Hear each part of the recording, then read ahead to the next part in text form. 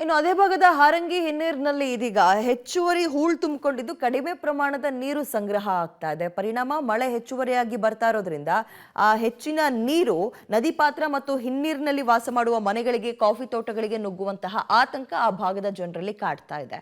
ಇದಕ್ಕೆ ಸಂಬಂಧಪಟ್ಟಂತೆ ಒಂದು ವರದಿ ಇದೆ, ನೋಡ್ತಾ ಹೋಗೋಣ. ಕೊಡಗು ಜಿಲ್ಲೆಗೆ ಮತ್ತೆ ಜಲಪ್ರವಾಹದ ಆತಂಕ. ಹಾರಂಗಿ ಹಿನ್ನೀರಿನಲ್ಲಿ ಹೂಳು, ಗಂಡಾಂತರದ ಭೀತಿ. ಹೌದು, ಕೊಡಗು ಜಿಲ್ಲೆಯಲ್ಲಿ 2018ರ ಜಲಪ್ರಳಯ ಕಹಿ ನೆನಪು ಮಾಸುವ ಮುನ್ನವೇ ಮತ್ತೆ ಜಿಲ್ಲೆಗೆ ಜಲಗಂಡಾಂತರದ ಭೀತಿ ಎದುರಾಗಿದೆ. ಹಾರಂಗಿ ಹಿನ್ನೀರಿನಲ್ಲಿ ಹೂಳು ತುಂಬಿಕೊಂಡಿದೆ. ಕಡಿಮೆ ಪ್ರಮಾಣದ ನೀರು ಸಂಗ್ರಹವಾಗಿ ಹೆಚ್ಚಾದ ನೀರು ನದಿ ಪಾತ್ರ ಮತ್ತು ಹಿನ್ನೀರಿನಲ್ಲಿ ವಾಸ ಮಾಡುವಂತಹ ಮನೆಗಳಿಗೆ, ಕಾಫಿ ತೋಟಕ್ಕೆ ನುಗ್ಗುವ ಆತಂಕ ಎದುರಾಗಿದೆ.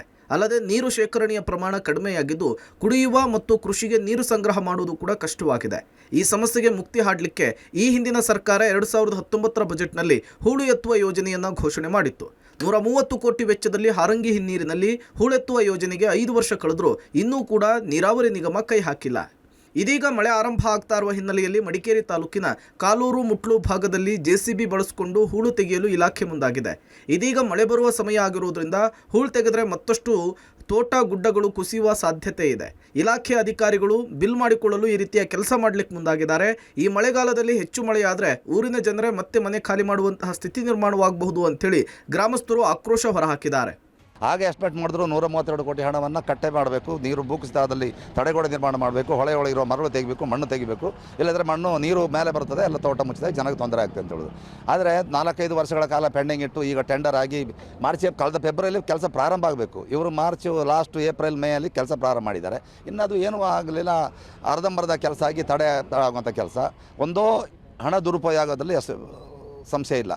ಅದೇ ರೀತಿ 10 ಸಲ ಹೊಡೆದ ಮಳೆಯನ್ನು ಹೊಡೆದ್ರೆ ಮತ್ತೊಮ್ಮೆ ನಾವು ಗ್ರಾಮಸ್ಥರು ಎಲ್ಲ ಊರು ಖಾಲಿ ಮಾಡುವಂಥ, ನಮ್ಮ ರಕ್ಷಣೆ ನಾವು ಮಾಡಿಕೊಳ್ಳುವಂಥ ಕೆಲಸ ಆಗುತ್ತೆ.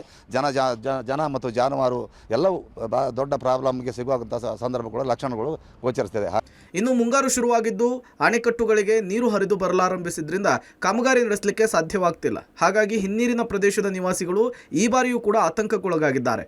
ಹಾರಂಗಿ ಜಲಾಶಯದ ಹೂಳೆತ್ತುವ ಉದ್ದೇಶಕ್ಕಾಗಿಯೇ 2019ರ ಬಜೆಟ್ನಲ್ಲಿ 131 ಕೋಟಿ ರೂಪಾಯಿಯನ್ನು ತೆಗೆದಿಡಲಾಗಿದೆ. ಆದರೆ ಕೆಲಸ ಶುರು ಮಾಡದೇ ಇರುವುದು ಸಂಬಂಧಿಸಿದವರ ಬದ್ಧತೆಯನ್ನು ಪ್ರಶ್ನಿಸುವಂತಿದೆ.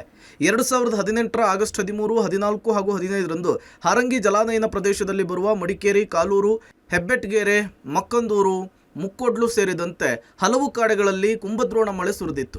ಈ ಬೆನ್ನಲ್ಲೇ ಬಹುತೇಕ ಪ್ರದೇಶದಲ್ಲಿ ಭೂಕುಸಿತ ಸಂಭವಿಸಿ ಬೆಟ್ಟದಿಂದ ಕುಸಿದು ಬಂದಿದ್ದಂತಹ ಮಣ್ಣು ಹಾರಂಗಿ ಮತ್ತು ಅದರ ಉಪನದಿಗಳ ಮೂಲಕ ಜಲಾಶಯವನ್ನು ತಲುಪಿತ್ತು. ಹಾಗಾಗಿ ಜಲಾಶಯದಲ್ಲಿ ಸಾಮಾನ್ಯಕ್ಕಿಂತ ಹೆಚ್ಚು ಹೂಳು ನಿಂತಿರೋದ್ರಿಂದ ನೀರಿನ ಸಂಗ್ರಹದ ಪ್ರಮಾಣದಲ್ಲಿ ಕುಸಿತವಾಗುತ್ತೆ.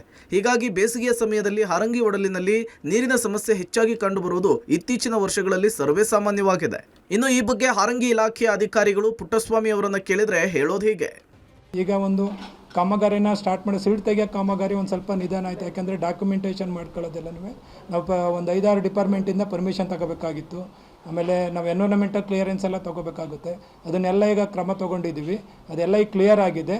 ಸಿಲ್ಟ್ ತೆಗಿಯೋಕ್ಕೆ ಈಗ ಕ್ರಮ ತೊಗೊಂಡಿದ್ದೀವಿ. ಅಲ್ಲ, ಈಗ ಒಂದು ತಿಂಗಳಲ್ಲಿ ನಮಗೆ ಸಾಧ್ಯ ಆದರೆ ಮಳೆ ಒಂದು ಸ್ವಲ್ಪ ನಿಧಾನ ಆಯಿತು ಅಂದರೆ ಈಗ ಸಿಲ್ಟ್ ತೆಗಿಯೋದಕ್ಕೆ ಕಾಮಗಾರಿನ ಪ್ರಾರಂಭ ಮಾಡ್ತೀವಿ. ಉಳಿದ ಕಾಮಗಾರಿಗಳೇ ಪ್ರೋಗ್ರೆಸ್ಸಲ್ಲಿದ್ದಾವೆ. ಅಲ್ಲ, ಹೂಳು ತೆಗಿಯೋದು ನಾವು ಬೇರೆ ಕಡೆ ಏನು ಹೂಳು ತೆಗಿಯೋಕ್ಕೆ ಹೋಗೋದಿಲ್ಲ. ನಮ್ಮ ರಿವರಲ್ಲಿ ಏನು ಬಂದು ಫಿಲಪ್ ಆಗಿದೆ, ಮುಂಚೆ ನ್ಯಾಚುರಲಾಗಿ ರಿವರ್ ಇತ್ತಲ್ಲ, ರಿವರಲ್ಲಿ ಬಂದು ಇರೋದನ್ನ ಸಿಲ್ಟ್ ತೆಗಿತೀವಿ. ಒಟ್ಟಿನಲ್ಲಿ ಹಾರಂಗಿ ಜಲಾಶಯ 8.5 TMC ನೀರು ಶೇಖರಣೆ ಆಗಬೇಕು. ಆದರೆ ಹೂಳು ತುಂಬಿದ ಹಿನ್ನೆಲೆಯಲ್ಲಿ 6.5 TMC ನೀರು ಮಾತ್ರ ಶೇಖರಣೆಯಾಗ್ತಿದೆ. ಇದರಿಂದ KRS ಅಣೆಕಟ್ಟು ನೀರು ಕೊಡುವಂತಹ ಸಾಮರ್ಥ್ಯಕ್ಕೂ ತೊಂದರೆಯಾಗಲಿದೆ. ಕಾಂಗ್ರೆಸ್ ಜೆಡಿಎಸ್ ಸಮ್ಮಿಶ್ರ ಸರ್ಕಾರ 2019ರ ಬಜೆಟ್ನಲ್ಲಿ ಹೂಳನ್ನು ಎತ್ತಲಿಕ್ಕೆ 131 ಕೋಟಿ ರೂಪಾಯಿಯನ್ನು ತೆಗೆದಿಟ್ಟಿತ್ತು. ಆದರೆ ಕಳೆದ 2 ವರ್ಷಗಳ ಬೇಸಿಗೆಯಲ್ಲೂ ಕೂಡ ಹೂಳೆತ್ತುವ ಕಾಮಗಾರಿ ನಡೆದಿಲ್ಲ. ಈ ಬಾರಿಯಾದರೂ ಕೂಡ ಹೂಳನ್ನು ತೆರವಾಗಬಹುದು ಎನ್ನುವ ನಿರೀಕ್ಷೆಯೂ ಕೂಡ ಹುಸಿಯಾಗಿದ್ದು ಕುಶಾಲನಗರ, ಮಡಿಕೇರಿ ಸುತ್ತಮುತ್ತಲಿನ ಜನರು ಆತಂಕಕ್ಕೊಳಗಾಗಿದ್ದಾರೆ. Mallikarjun, public TV, Madikeri.